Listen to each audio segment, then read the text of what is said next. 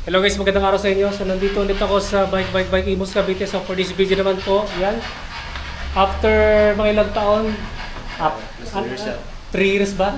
Almost 3 years ba? Hindi ko lang siguro, 2 years siguro, 3 years. Kailan ba? Year 2023? 2023 siguro. Yun, magtatatlong taon. No? Yan. Updated bike check na. Yan, ito yung Devil. Ano nga model ito? Tech team. Ayun, Devil Tech Team ni Idol John Reed Raffio. Yan, ang huling video namin nung ano pa, nung 2023. Wala pa ako dito sa bike shop nun eh. Sa Bermosa Sports Hub tayo nag-bike check eh. No? Oo. Yan, so dumating kasi siya dito, nagulat ako eh. Bumisita siya dito after mga... Nakita rin kami after, no? Nakita ulit tayo after mga mahigit 2 taon. Almost 3 years. So marami na rin yung nagbago dito sa Rigid MTB niyan. So tama-tama, i-update bike check na natin to. Itong Rigid MTB niya, no? Yan, so Idol John Reed, before tayo mag-start, tatanong muna ako, ano yung mga parts dito na binago mo? Brake set, crankset, cogs, chainring, RT, the shifter, the fork.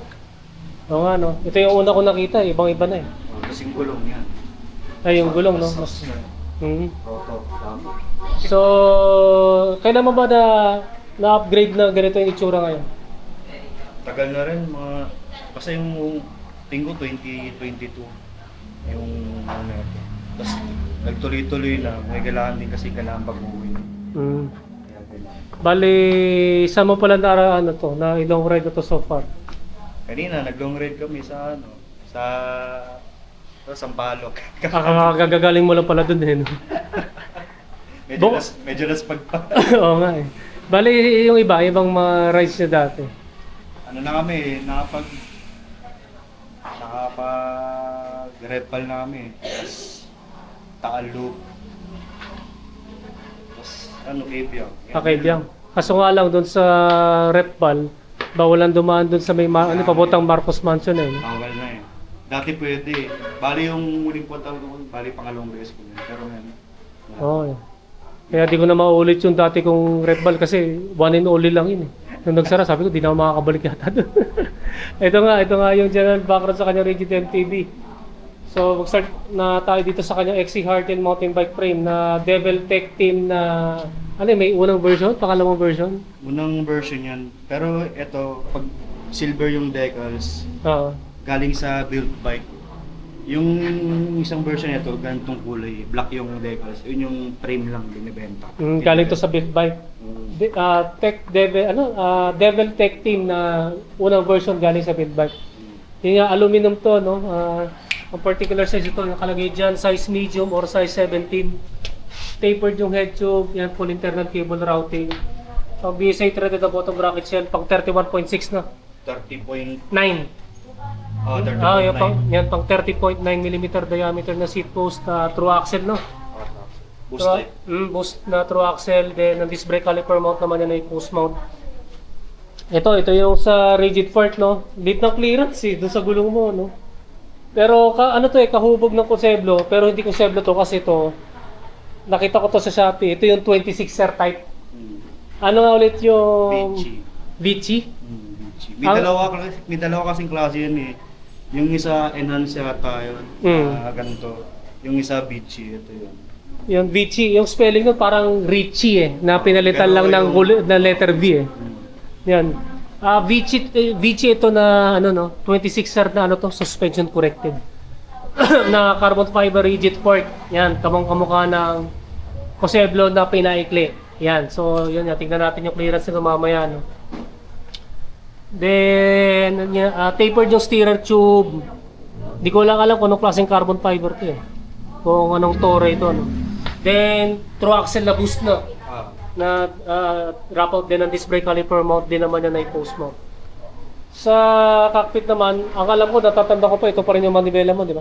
Yan pa rin. Yung FSA afterburner na aluminum din to, di ba? Aluminum niya 300 ay, basta 200 ano yata. Kung anong klaseng aluminum, no? Parang ganun siya eh. Mataas na klase yung aluminum niya eh. Oo. So, dating 740, ngayon, anong lapad nito ngayon? Ano to, mga 630. Yan, 630mm ang lapad, 31.8mm ang diameter. Straight na may back sweep, no? Iba yung pagka-back sweep nito eh. Ano, 9-degree box wheel. Yan, 9 degree, pero dito na parang dito nagsimula yung pagka-back sweep eh. No? Yung grips niya, ESI na yayamanin na grips. Yan, mukhang puno po ng pawis, no? Nagagaling kasi sa ride eh. Next naman sa... Ito pa rin ba yung stem mo? Ayaw. Yung racework race na anong haba nga ulit ito? 80, negative 20. Yan, 80mm ang haba, negative 20 degree ang angle. Yung kanyang tapered headset, Cane Creek? O iba na? Yan pa rin yung Cane Creek S8 yata yan. Cane Creek pa rin na seal bearings, no? Sa seat clamp naman, ZTTO na aluminum, Allen type, 34.9mm ang diameter. Ito, nung Enly ba to? Ano to? Hindi ko mabasa eh. Ano to? Segment Evo 3. Ayun, oh, ito pala yun. 30.4. Ito pala, kaya pala di ko mabasa. Oh, nabura. Yun, Segment Evo 3. Bagong version na seat post ng Segment, no? Medyo back seat niya dito lang sa kanya. May setback ng konti. May setback. Sorry. Yan, may setback ng konti, no? 400 ang haba. Parang. Yan, 30.9mm ang diameter na dual bolt clamping system, no? Yan, sa saddle, ito pa rin ba yung dati? Napalitan ko na pero ito pa rin nabili ko. Same pa rin naman. Same pa rin kasi dito ako na komportable, no? Specialized na, yan, may butas sa gitna, malambot and flexible, steel railings na na power saddle, no? Short saddle yan, eh. Yan sa drivetrain naman, yan naka pambansang drivetrain ulit ito, 1x, so wala kayong makikita na front shifter, front derailleur, tsaka extra chain rings. Yung rear shifter mo, Shimano Diore XT ba to? M8000, M8100. 12 speed na. M8100 pala to, na 12 speed. Ito bago yung crankset mo, di ba? Ano yan? Goldix. Goldix. Goldix na hollow, no? 170. 165. 165 na, nakibungatchar ka na rin, ano? Yan, direct mount. Ilan pala yung chainring na to? 38. 3080, Goldix din. Evo seat. Evo seat naman, na 1x narrow wide na rounded na chainring. Yung bottom bracket, ito, galing dito. Submit lang. Submit na hollow tech threaded bottom bracket. Sa, ano naman, sa sa MTB clipless pedals, yun, Shimano PD M8000.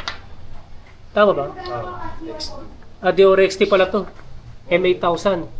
Yung chain, KMC.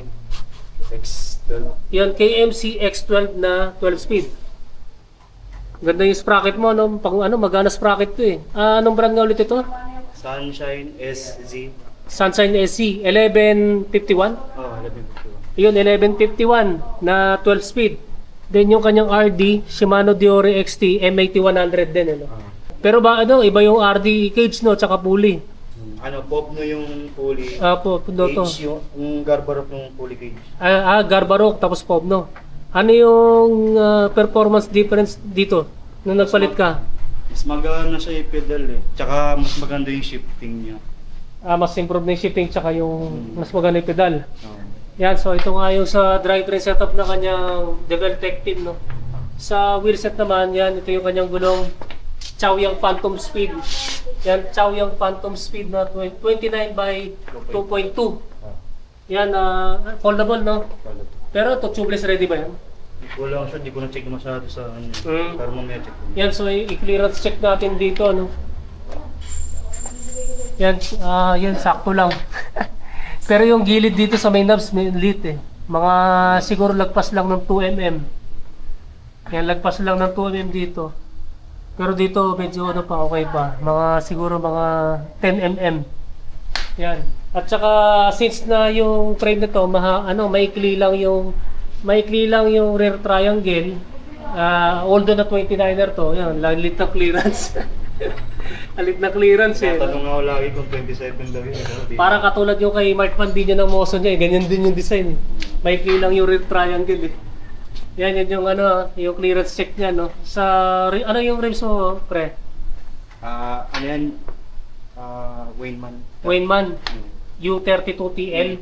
Ayun, aluminum double wall at 32 holes. Yan, then pillar yung spokes and nipples, no. Then ito yung skandaloso yung hubs, yan Speed 1 Sniper. Anong generation to? B3. Generation 3. Mm. Yeah, so check natin yung tunog nito kapag naka-free wheel. Tatakpa ko muna yung tenga ko. Lakas.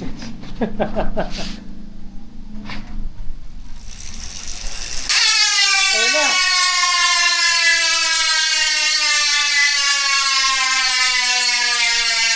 Ayun.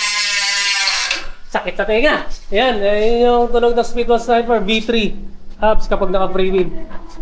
Dahil nasa lang sa kanyang brake set yan, Shimano Diore XT. MAT-100 din ba to? Ah. Na hydraulic brakes and dual piston. Then sa kanyang rotors, ano din to, di ba? RT86 to, di ba? Ah. Na Shimano Diore XT. Pares ba to ng 160? Mm. Yan, millimeter ang diameter din, parehas na fix, ano pala, floating and ball type disc brake rotors. Yan. Then, natimbang ko na to kanina.